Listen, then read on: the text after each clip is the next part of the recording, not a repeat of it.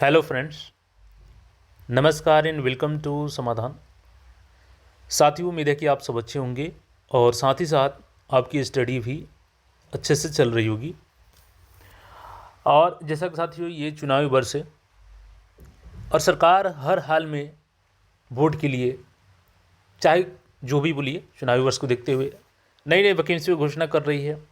लेकिन इसी बीच एक जो नियम इन्होंने थोपा ना अभ्यर्थियों पे, वो है 25% जो संविदा कर्मी का मार्क्स है। ये कहीं से भी उचित नहीं है और ये फ्रेशर अभ्यर्थियों को गर्त में धकेलने का काम कर रहे हैं, ऐसा घोषणा करके। तो आज चूँकि कैबिनेट की बैठक है और कैबिनेट की बैठक पे सबकी निगाहें हैं। शाम 3:30 बजे तक होगी फैसला। तो जो कुछ भी फैसला उसमें होता है उसके साथ हम लोग हाजिर होंगे और देखना ये होगा कि क्या इस पर कुछ सरकार फैसला लेती है, क्योंकि ऑलरेडी हम लोग वीडियो के माध्यम से अब तक सरकार तक अपना संदेश पहुंचाने का काम किए। लेकिन अगर इसमें संदेश पहुंचने के बाद भी अगर वो इस पर कोई फैसला नहीं लेते हैं, इसको वापस नहीं लेते हैं, तो फिर आगे की रास्ता तय की जाएगी और वो आगे का रास्ता आंदोलन होगा। तो सब लोग मिलजुल करके आगे बढ़ेंगे और अपने पैगाम को सरकार तक पहुंचाएंगे और निश्चित रूप से जीत होगी, अभ्यर्थियों की जीत होगी।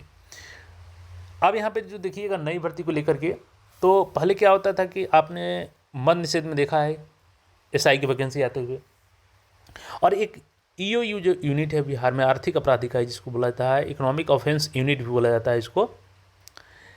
तो दोनों के बीच समन्वय बनाने के लिए यहाँ पे अब एक अलग से डिपार्टमेंट की जो स्थापना की गई है, मद्य निषेध एवं राज्य स्वापक नियंत्रण ब्यूरो। तो इसमें नई भर्तियाँ की सृजित हुई है पदें, और ऑफिशियल नोटिस के माध्यम से हम लोग कौन कौन से पद पे आएगी इसकी वैकेंसी, एलिजिबिलिटी इसकी क्या है, सिलेबस, एज लिमिट, इन सारे चीज़ों को देखने वाले हैं। तो पूरे अंत तक वीडियो को देखिएगा।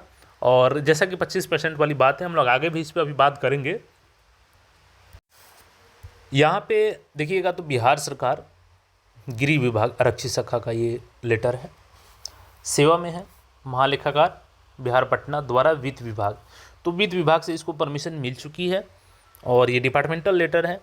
विषय इसमें क्या था, तो मादक पदार्थों एवं ड्रग्स से संबंधित मामलों के क्षेत्राधिकार का आर्थिक अपराध इकाई से तथा मद्य निषेध इकाई को अपराध अनुसंधान विभाग से पृथक कर संयुक्त रूप से मद्य निषेध एवं राज्य स्वापक ब्यूरो नियंत्रण का गठन करने तथा इसके संचालन हेतु विभिन्न कोटि के 88 नए पदों का सृजन और विभिन्न कोटि के 12 पदों पर संविदा के आधार पर नियोजन एवं पूर्व से सृजित कोटि के 229 पदों को हस्तांतरित किए जाने की स्वीकृति के संबंध में। ठीक है, देखिए क्या होता है कि नारकोटिक्स जो होता है ब्यूरो और जो मादक पदार्थ होते हैं, तो इनसे जो संबंधित क्षेत्राधिकार है वो आर्थिक अपराध इकाई से पृथक कर लिया गया है, प्लस जो मद्य निषेध इकाई का आप अपराध अनुसंधान विभाग है उसको भी यहाँ से पृथक कर लिया गया। दोनों का जो एक कॉमन चीज़ है उसके लिए यहाँ पे एक नए डिपार्टमेंट विभाग की गठन की गई है, जिसका नाम क्या दिया गया है, मद्य निषेध एवं राज्य स्वापक नियंत्रण ब्यूरो।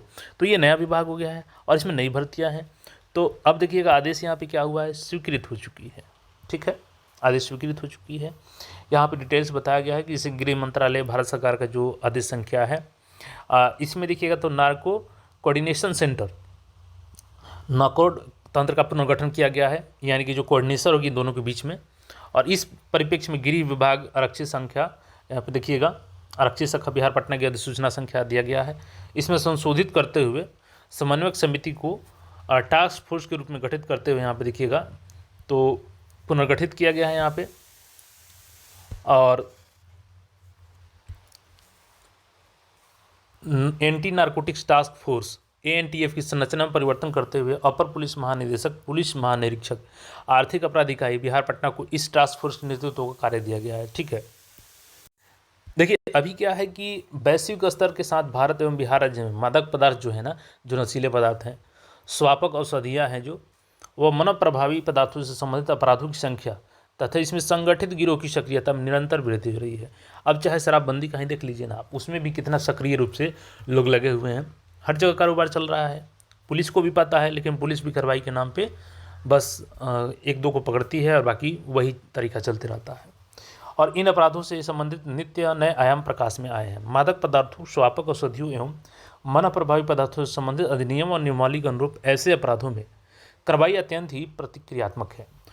तो चूँकि देखिए यहाँ पे जो जो कारण है बताया गया है कि मादक पदार्थ, स्वापक औषधियों और मनोप्रभावी पदार्थ से अपराधों की संख्या और गिरोहों पे जो सक्रियता इनकी बढ़ी है, उस पे कार्रवाई करने के लिए उनका सूचना, अधिसूचना और तकनीकी अनुश्रवण अभियान आदि हेतु समर्पित संसाधन और क्षमतावर्धक आवश्यक है।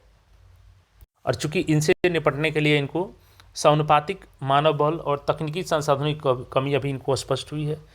तो आवश्यक संसाधनों के अभाव में मादक पदार्थों, स्वापक औषधियों और मनोप्रभावी पदार्थों से संबंधित अपराधों एवं अन्य विषयों में गुणवत्तापूर्ण एवं प्रभावी कार्रवाई नहीं संभव हो पा रही है। और यही कारण है कि जो भारत सरकार के गृह मंत्रालय का दिशा निर्देश है, उसी के संगठन में यहाँ पे अब जो है आर्थिक अपराध इकाई और नारकोटिक्स शाखा, एंटी नारकोटिक्स टास्क फोर्स कार्यरत है इसी के अंतर्गत में।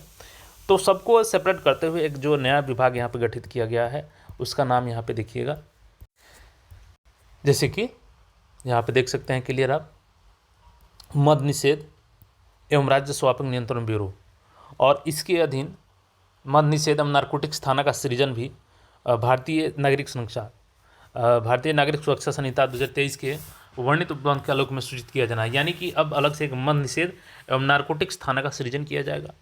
राज्य स्तरीय थाना मद निषेध, मादक द्रव्यों, स्वापक औषधियों एवं मनोप्रभावी पदार्थों तथा सभी प्रकार के नारकोटिक्स ड्रग्स से संबंधित मामलों के लिए विशेषकृत थाना होगा, जिसका क्षेत्राधिकार संपूर्ण बिहार राज्य में होगा।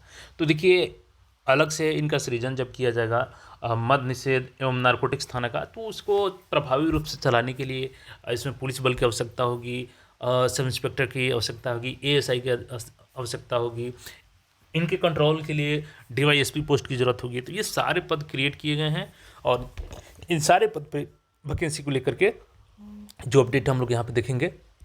इनका जो क्षेत्राधिकार है वो आर्थिक अपराध इकाई और मद निषेध इकाई से पृथक कर दिया गया है, और स्वापक औषधियों एवं मनोप्रभावी पदार्थों तथा शराब एवं मादक द्रव्यों से संबंधित मामलों पर और अपराधों पर प्रभावी नियंत्रण एवं कार्रवाई हेतु पुलिस महानिदेशक के नियंत्रण में मद निषेध स्वतंत्र रूप से ये काम करेगी, मद निषेध एवं राज्य स्वापक नियंत्रण ब्यूरो। अब इसका जो गठन किया गया है, तो कौन कौन से पद का गठन हुआ है, कौन कौन से पद हैं यहाँ पे देखिएगा। तो सृजित किए गए कुल नए 88 पद। पुलिस उप महानिरीक्षक मद निषेध एवं ANTF, तो इसका देखिएगा तो एक पद है। लेवल क्या है इसका, 15 है।